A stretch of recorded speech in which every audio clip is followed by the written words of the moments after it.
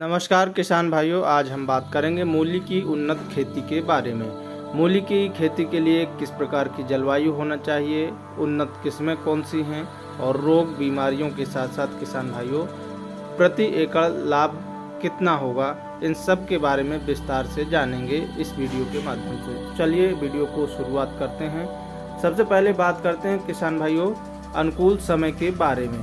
तो यदि आप खरीफ में मूली की खेती कर रहे हैं तो मई से अगस्त के मध्य इसकी बुआई कर सकते हैं, और रबी सीजन में करने के लिए आप सितंबर से लेकर दिसंबर तक, जायद के लिए जनवरी से अप्रैल तक बुआई कर सकते हैं। अब बात करते हैं उपयुक्त मिट्टी के बारे में। तो वैसे तो सभी प्रकार की मिट्टी में मूली की खेती कर सकते हैं, लेकिन इसके लिए भुरभुरी रेतीली दोमट मिट्टी अच्छी होती है और इसका पीएच मान 5.5 से 6.8 होना चाहिए। किसान भाइयों मौसम एवं जलवायु की बात करें तो मूली की खेती के लिए किसान भाइयों मिनिमम 15 से 16 डिग्री सेल्सियस और अधिकतम 30 से 32 डिग्री सेल्सियस तापमान होना चाहिए।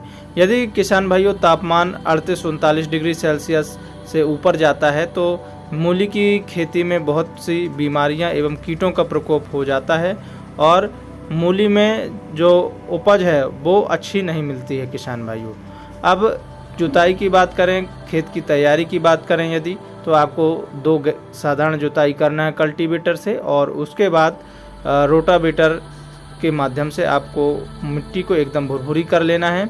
मिट्टी यदि आपकी भुरभुरी रहेगी तो आपकी जो पौधे की ग्रोथ है वो बहुत अच्छी देखने को मिलती है और जड़ों का जो विकास है मूली की वो बहुत अच्छा होता है। किसान भाइयों उन्नतशील किस्मों की बात करें तो मूली की खेती यदि आप कर रहे हैं तो सिंजेंटा की आइवरी वाइट लगा सकते हैं, आप माहिको की माही 22 लगा सकते हैं, और रेडिस दुलारी F1 पालक पत्ता को लगा सकते हैं, पूसा हिमानी किस्म को लगा सकते हैं, और इसके अलावा किसान भाइयों जापानी वाइट किस्म को आप लगा सकते हैं।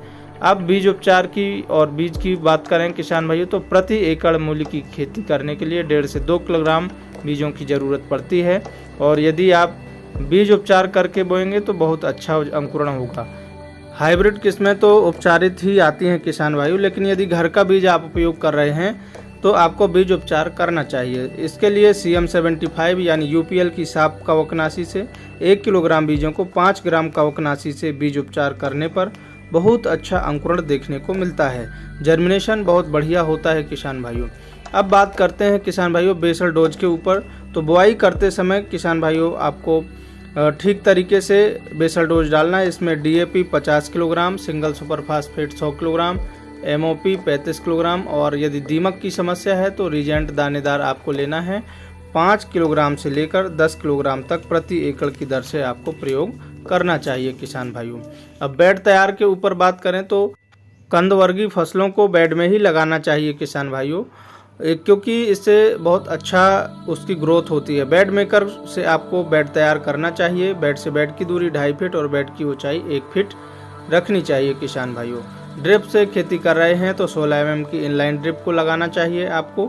और प्लांट डिस्टेंस की यदि बात करें किसान भाइयों तो एक बेड पर आपको सिंगल नहीं बल्कि 4 लाइनों में बुआई करनी चाहिए, और इसके लिए आपको जो बीज से बीज की दूरी है वो आपको लगभग मूली की खेती करते समय 4 से 5 सेंटीमीटर रखनी चाहिए, और जो बीज की गहराई है बुआई की वो 1.5 से 2 सेंटीमीटर बुआई करनी चाहिए।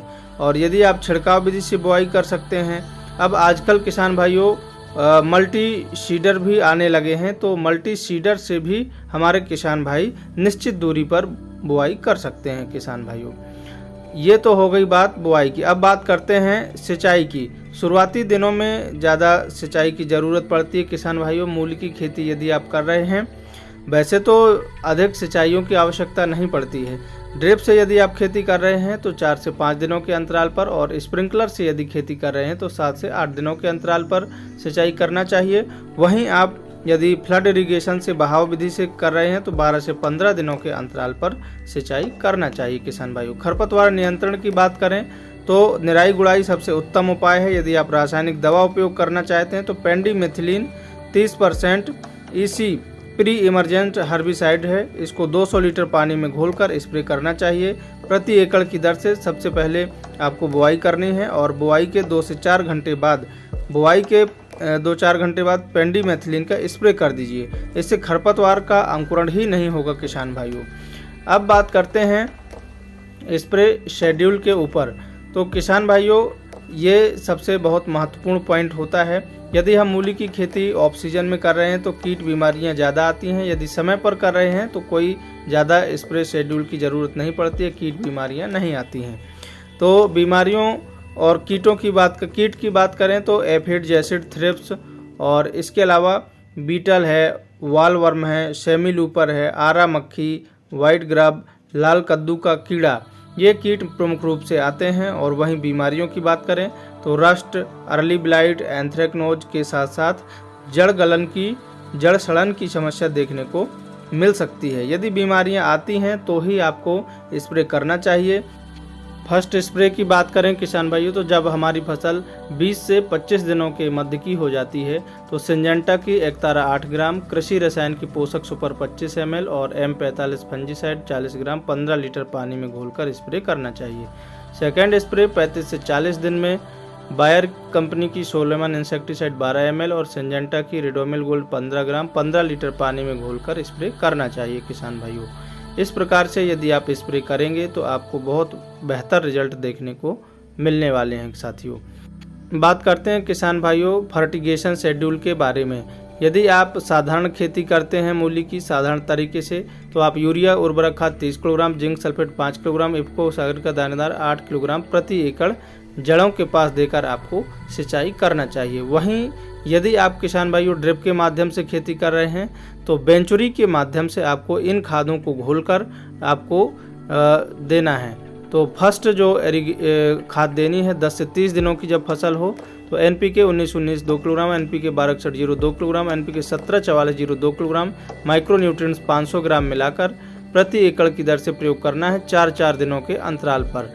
एक दिन में एक ही खाद को चलाना है किसान भाइयों और 4 दिनों का अंतराल रखना है हमें। अब इसके बाद सेकंड जो हमें खाद देनी है वो कब देनी है, तो ये जब हमारी फसल 30 से 50 दिनों के मध्य की हो जाए तो NPK 052-34 4 kilogram, NPK 0050 4 kilogram, NPK 13-045 4 kilogram, calcium nitrate 4 kilogram, ये हमें 4-4 दिनों के अंतराल पर देनी है किसान भाइयों।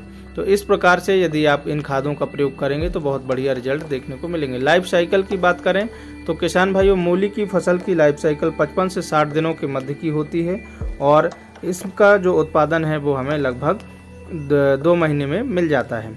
उत्पादन की बात करें तो मूली की खेती यदि हम कर रहे हैं तो 100 से 115 कुंटल प्रति एकड़ का उत्पादन हमें आसानी से मिल जाता है।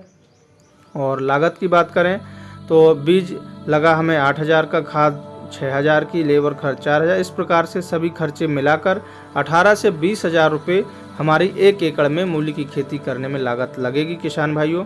और बाज़ार भाव की बात करें तो मूली बाज़ार में किसान भाइयों किलोग्राम में नहीं बल्कि नग के हिसाब से बिकती है।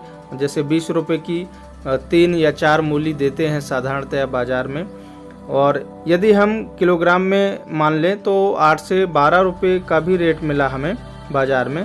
तो ये हम देखते हैं कि जो हमारा मुनाफा है कम से कम लागत में और 10 रुपये का भी एक औसत हम रेट मान के चलें तो किसान भाइयों हमारा जो 10 रुपये का रेट है और हमारा जो उत्पादन हुआ 100 कुंटल मान के चलें तो 100 कुंटल उत्पादन और 10 रुपये रेट मतलब 1,000 रुपये 1 कुंटल का हमें जो है पैसा मिला। तो इस प्रकार से हमारा जो टोटल जो उत्पादन है वो हो जाएगा आपका 1 लाख रुपये का। 1 लाख में आप 19,000 घटा देंगे तो आपका 81,000 रुपये शुद्ध मुनाफा किसान भाइयों 1 एकड़ से मिल जाएगा। तो किसान भाइयों इस प्रकार से मूली की खेती करके आप बहुत कम समय में अच्छा मुनाफा कमा सकते हैं। सुझाव की बात करें किसान भाइयों तो हम आपको यह बताना चाहेंगे कि यदि आप मूली की खेती कर रहे हैं तो आप एक साथ बुआई नहीं करें बल्कि आधा बीघा में आप अभी बुआई कर दें, फिर 15 दिन बाद आधा बीघा में बुआई करें। इस प्रकार से आप समय का अंतराल रखते हुए बुआई करेंगे तो आपका जो उत्पादन है वो आपको मिलता रहेगा निरंतर। यदि आप एक साथ बुआई कर देंगे तो एक साथ मूली निकलेगी और आपकी जो उपज है वो ख़त्म हो जाएगी। रेट यदि नहीं मिला बाज़ार में तो काफ़ी नुकसान भी हो सकता है किसान भाइयों।